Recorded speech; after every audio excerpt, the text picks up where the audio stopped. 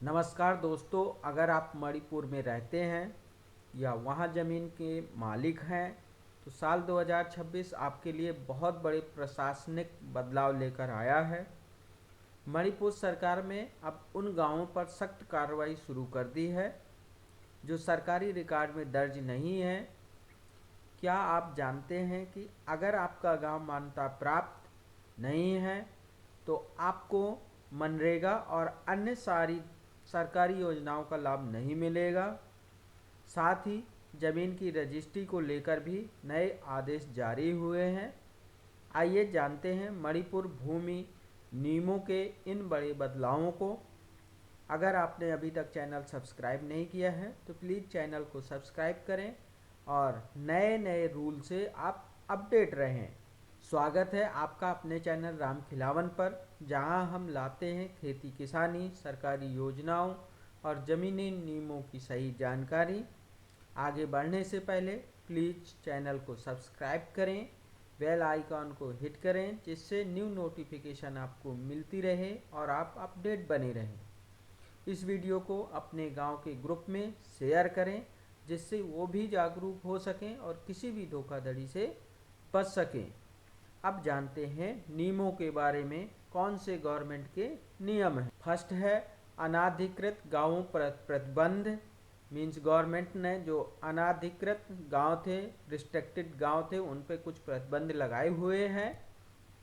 Manipur cabinet ने जनवरी 2026 के update के अनुसार यह स्पष्ट कर दिया है कि केवल सरकार द्वारा मान्यता प्राप्त गांवों को ही विकास योजनाओं का लाभ मिलेगा। बिना अनुमति के नए गांव बसाना या वनों की कटाई करना अपराध है। अब मनरेगा, पीएम किसान और बिजली पानी के कनेक्शन के लिए गांव का सरकारी तौर पर पंजीकृत होना अनिवार्य है। यदि आपका गांव 1946 के बाद बिना अनुमति के बसा है तो उसके रिकॉर्ड की दोबारा जांच होगी। अगर वो सही पाया जाता है तो उसे रजिस्टर्ड किया जाएगा और सभी योजनाओं का लाभ दिया जाएगा। नेक्स्ट है सेल डीड रजिस्ट्री पर नई कमेटी। सेल डीड पर नई कमेटी बनी हुई है, उसने कुछ नियम चेंजेज किए हुए हैं जो आपको जानना चाहिए। सितंबर 2025 में जारी आदेश के अनुसार अब जमीन की सेल डीड की रजिस्ट्री के लिए मुख्य सचिव की अध्यक्षता में एक विशेष कमेटी बनाई गई है। अब किसी भी जमीन को बेचने या खरीदने से पहले इस कमेटी की सिफारिश जरूरी हो सकती है।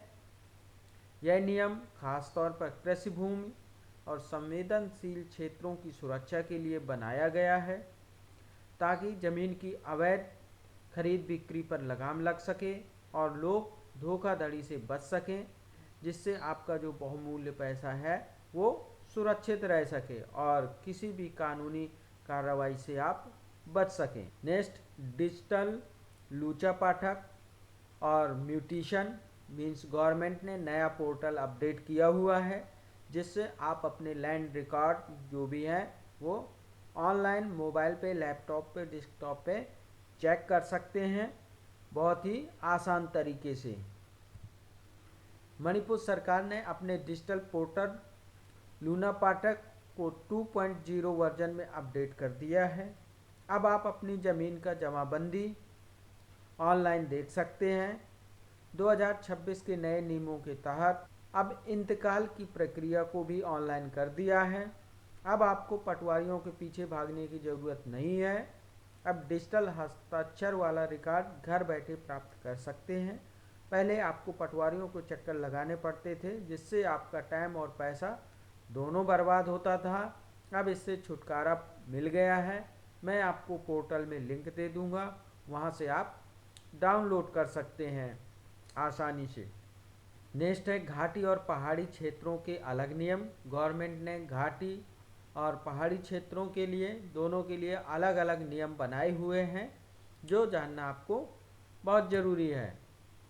याद रखें, मणिपुर में LR एक्ट 1960 मुख्य रूप से घाटी के जिलों जैसे इम्फाल, वेस्ट, ईस्ट थैबल में लागू होता है। पहाड़ी क्षेत्रों में ज़मीन का मालिकाना हक अभी भी काबिलाई परंपराओं और विलेज चीफ के अधीन है।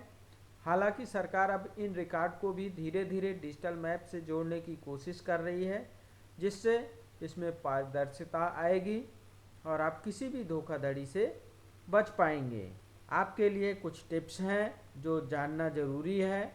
दोस्तों, मणिपुर में ज़मीन से जुड़े कुछ ज़रूरी टिप्स हैं आपके लिए। ज़मीन खरीदने से पहले चेक करें कि वह किसी अनाधिकृत गांव में तो नहीं है। दूसरा है, अपनी ज़मीन का डैंग नंबर और पट्टा नंबर लूचअप पाटक पोर्टल पर वेरीफाई करें। तीसरा है, पहाड़ी क्षेत्रों में ज़मीन लेते समय स्थानीय स्वायत्ता जिला परिषद एडीसी के नियमों का पालन करें। मणिपुर की ऐसी ही सटीक जानकारी के लिए हमारे चैनल को सब्सक्राइब करें। यदि आपका कोई सवाल है तो कमेंट में पूछें। इस वीडियो को अपने परिवार और भाई बहनों को शेयर करें। गांव के व्हाट्सएप ग्रुप में शेयर करें, जिससे वो भी नए रूल से जागरूक हो सकें और किसी भी धोखाधड़ी से बच सकें। मिलते हैं अगले वीडियो में, तब तक के लिए धन्यवाद। जय हिंद।